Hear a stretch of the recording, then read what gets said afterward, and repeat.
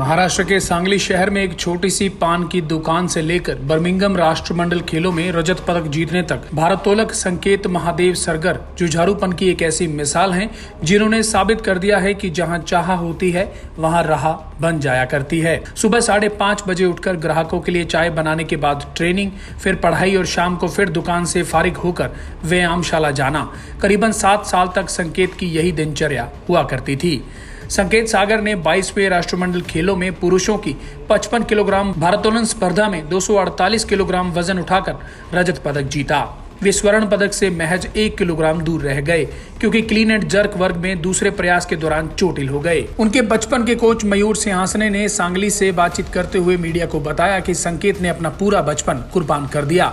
सुबह 5:30 बजे उठकर चाय बनाने से रात को व्यायामशाला में अभ्यास तक उसने एक ही सपना देखा था कि भारोत्तोलन में देश का नाम रोशन करे और अपने परिवार को अच्छा जीवन दे। अब उसका यह सपना सच हो रहा है। सांगली की जिस दिग्विजय व्यायामशाला में संकेत ने भारोत्तोलन का कखारा सीखा, उसके छात्रों और उनके माता पिता ने बड़ी स्क्रीन पर संकेत की प्रतिस्पर्धा देखी।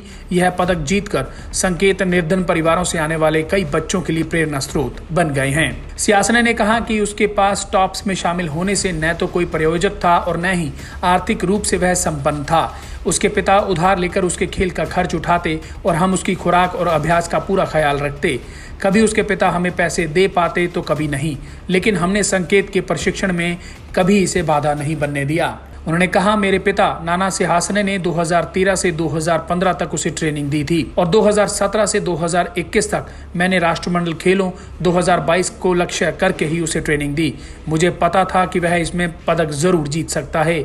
हमारे यहाँ गरीब घरों के प्रतिभाशाली ही बच्चे आते हैं और उनमें भी वह विलक्षण प्रतिभाशाली था। खुद भारोत्तोलक बनने की ख्वाहिश पूरी नहीं कर सके संकेत के पिता महादेव सरगर का कहना है कि उनके जीवन के सारे संघर्ष आज सफल हो गए। उन्होंने सांगली से बातचीत करते हुए बताया कि मैं खुद खेलना चाहता था, लेकिन आर्थिक परेशानियों के कारण मेरा सपना अधूरा रह गया।